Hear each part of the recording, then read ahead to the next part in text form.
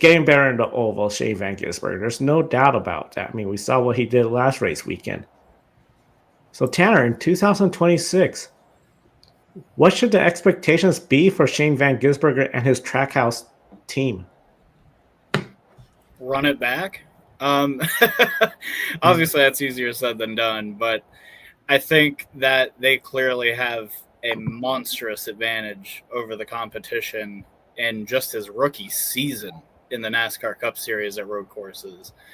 To kind of tag on, Denver's comment, obviously, you know, these drivers don't operate the car the same way that he does. They have, a different language they've learned growing up in stock car racing to, use both feet. Whereas Shane was more accustomed to, using his right foot to brake, and I'm assuming using his left foot to, get into the clutch. With that said, I think that he obviously has made significant strides on the ovals. I've been saying that all year. In fact, last week, everybody, I was in person. I was in attendance at Kansas Speedway when Shane Van Gisbergen got his very first NASCAR Cup Series oval top 10. Isn't that amazing? I think that he needs to at least double that number next year. I would like to see him at least triple, maybe quadruple it. Like you gotta be a bit more active in these cup races on ovals if you want to have a chance at the championship, especially if the format does end up having some sort of a grand change coming in some way, shape, or form. Because I'm pretty sure we're not, despite today's antics, I highly doubt we are going back to this exact same format next year. So if SVG wants to become a true contender in the NASCAR Cup Series as soon as next year, he's got to make significant strides on the ovals. That means Trackhouse as a whole needs to get stronger, which could happen with Connor Zilisch on the way, taking up that third car. But at the same time, I just think that a bit more of a reasonable expectation is that they win like 4 of the 6 or 4 of the 5 road course races. I guess I don't know exactly how many it is next year, but if they can win a majority of those races as well as, show significant improvements on the ovals, and by that I mean I need to see him getting more consistent, like top 15s. I need to see him get some stage points on some ovals. I need to see him, show signs of life because, the rookie season, I think that he's shown a pretty good gradual progression to being a mid-pack driver most of the time at ovals, sometimes just completely missing the setup, but those usually do correspond with Trackhouse as a whole missing the setup as a team. So with all that said, SVG, it's been a fantastic 2025. 5 wins in 31 starts is very, very impressive. Unfortunately, those are all of the top 5s that he has this season. Like I said, I want to see him get closer to making it to like 4 or 5 oval top 5s in addition to his road course exploits. I think that would be an encouraging sign to see him maybe round into a full-blown stock car racer and become a true championship contender in the future. Yeah, absolutely. I think exactly what Tanner said, run it back. I truly believe Trackhouse, even though I guess you would say they're a second-tier Chevrolet team, obviously Hendrick Motorsports, and then I guess some people want to throw Inspire there, but I wouldn't say those two are even close. But with Shane and Trackhouse, especially Ross Chastain too, I expect them to win, especially just because of the road courses, 5-6 races a year. Why not? You have Shane Van Gisbergen, who won the last 5 and then obviously didn't win at COTA. So I was wrong on the pre-race. I said the Roval was his kryptonite. It was the only road course where he hadn't won at that's on the schedule. Forgot that he did not win at COTA in Xfinity, where he was close, and then he got that penalty. I believe he jumped from like 2nd to 27th his rookie year in that race. And then Zilisch won this year, and he wasn't in that race, obviously, in Xfinity. But yeah, I expect if Trackhouse doesn't win at least 4 races next year, it'd be a bad year. And I know that sounds a lot because they're truly, I think you can compare them a lot to 23-11. in that sense, where they came in around the same time, both went from 1 car to 2 cars to 3 cars. But it's almost like Trackhouse looks a lot better, and it's only because of Shane Van Gisbergen. I think also because Riley Herbst doesn't really help 2311 out at all. But when it they were so evenly matched with Reddick and Chastain and then Bubba and Suarez in terms of just the performance over the couple of years with the organization. And now they have a lot more wins than 2311. And a lot of it's just Shane Van Gisbergen putting belt to butt every single time we make left and right turns in the sport. So, yeah, I truly believe they should win at least 4 or 5 races next season. And I know we're going to touch on Connor Zilisch. Obviously, the kid's a unicorn. The kid, whatever mystical animal you can come up with, that's who Connor Zilisch is. He's truly an incredible talent, one of the best generational talents we've ever seen in motorsports. And then even, I would argue, even in the Toyota camp of 2311, Heim's also got a lot of talent too. I don't know if he's as much as the unicorn yet, but they're both pretty damn good. That's all I'm going to say. But, yeah, I don't know if you expect him to go out and win at Zilisch, but he does seem like he has an opportunity to add to that top 10 count, add to that top 5 count once they figure it out. It's going to obviously take some time.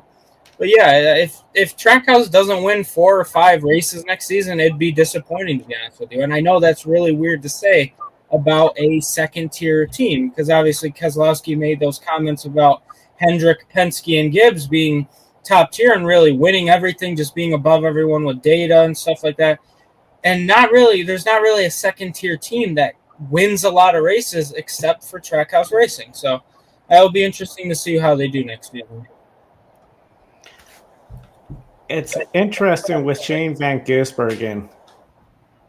We see the slow improvements on the ovals, and going from a road course background to oval background is really hard stuff. We've seen drivers like Dario Franchitti, Danica Patrick, who, yes, IndyCar Series, especially before the merger, had a lot more ovals, like where Tony Stewart was. The Indy Racing League was solely ovals.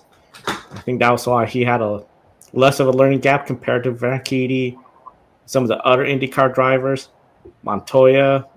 Ground the road course, the ovals was just not exactly there. SVG has that same learning curve. The big thing is with this format, especially the when you're in, it all of a sudden makes a lot of sense to, hey, get a driver that they're going to be good on those road courses, they're going to be dominant, get the 4 or 5 wins, have the quota worked out, and be up there.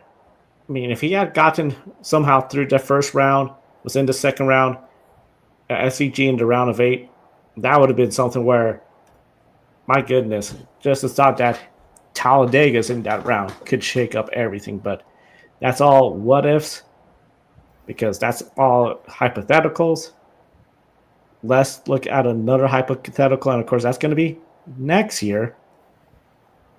With SVG being a 5-time winner on road courses, he's going to have a brand new teammate that is also good on road courses, won on ovals, and just set a record for most consecutive, I believe it was top 15 or top 10 finishes recently. Top 5? My goodness. I know Ben and Brandon, we talking a lot about him. Connor Zilisch is coming over to Trackhouse Racing. So you're going to have Connor Zilisch, who has 10 wins this year. You're going to have Ross Chastain, who has been to the championship before, has won a race on a road course, on an oval, on a super speedway too. And then you have Shane Van Gisbergen, granted 5 wins, all on the ovals. So I'd like to hear your thoughts and encourage everyone in the chat room, share your thoughts as well too. On paper, with Chastain, Van Gisbergen, and Zilisch, could SVG be the weak link in 2026 for Trackhouse Racing? I guess if you have to define weak link, right? Because Shane actually outscored Suarez this year. And I think all of us pretty much were like, yeah, Van Gisbergen might win a race or two. I don't think maybe our fans from New Zealand and Australia knew he was going to win at least 5 races, but I think we all said maybe 1 or 2. But yeah, I don't know if the weak link if he scored, so our very own Ben Schneider too. Yeah, 17 top fives in a row for Zilisch in Xfinity. Holy crap. In that car too, ever since he wrecked at the Texas or Talladega, I'm sorry. Then Larson came in and won. So that car has like 18 straight top 5 finishes. The 88 car does, and it has like 11 wins total. So it's like, holy hell. But yeah, wrecked into the lead at Talladega on the last lap. Exactly. So it's like that kid is truly the best right now. But for them, it's like the weak link. I guess, do you find points? Do you find by wins? It's like kind of where do you go with that? But I think that's a lot of talent in that roster. And I truly think that if they had the top tier, like if they had the Hendrick Motorsports resources with Chastain, I think Chastain's got a lot of talent. I truly believe he is an incredible racer. He's one of those guys who would get in anything no matter what, and he's proved his worth in the sport. Obviously, he makes the silly moves like we were talking about, but he's got all the talent. And then you have a Connor Zilisch who literally is, 19 years old? 18 or 19. I think he's 19. Like, holy heck, that kid has a future in literally any professional motorsport with 4 wheels if he wants one. That's how good he is. And I guess we're lucky that he chose NASCAR to go that route instead of trying to do IndyCar and trying to do supercars or something. It would be cool, though. I know Denver would love if he tried a supercars race, and I think he might probably still, especially with the Trackhouse connection.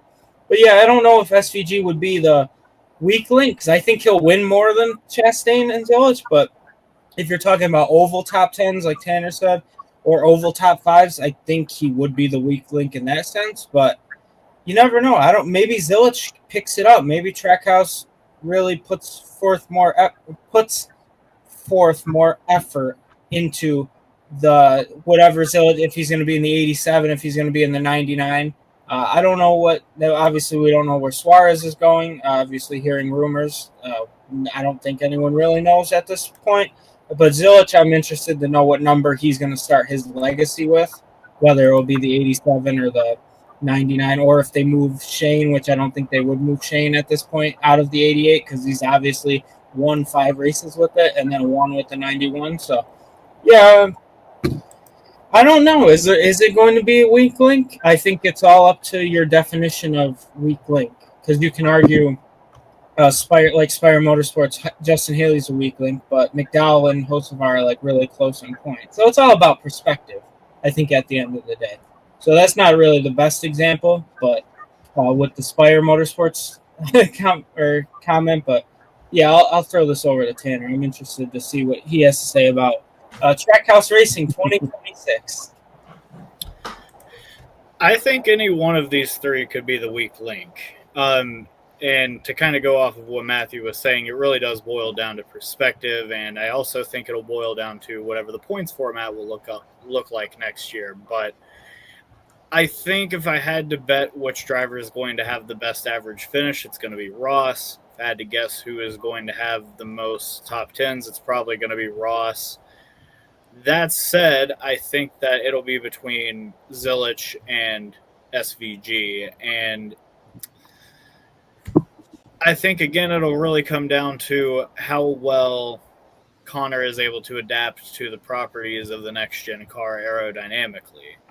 I think it's a little bit more easy to drive the Xfinity car and actually pass somebody than it is the Cup car at this point in time.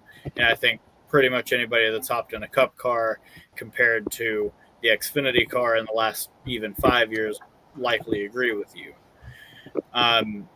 With that said, I think that Zilisch probably gets more top 10s holistically over SVG, but based on how we've seen rookies, even highly touted ones like Ty Gibbs, come into the series and just not win right away. Tyler Reddick is another good example of a guy who went into a relatively decent situation at RCR, didn't win his first 2 years.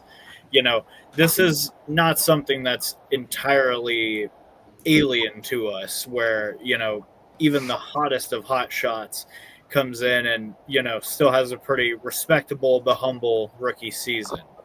I mean, Jeff Gordon didn't win a race his rookie year. A lot of people like to forget that.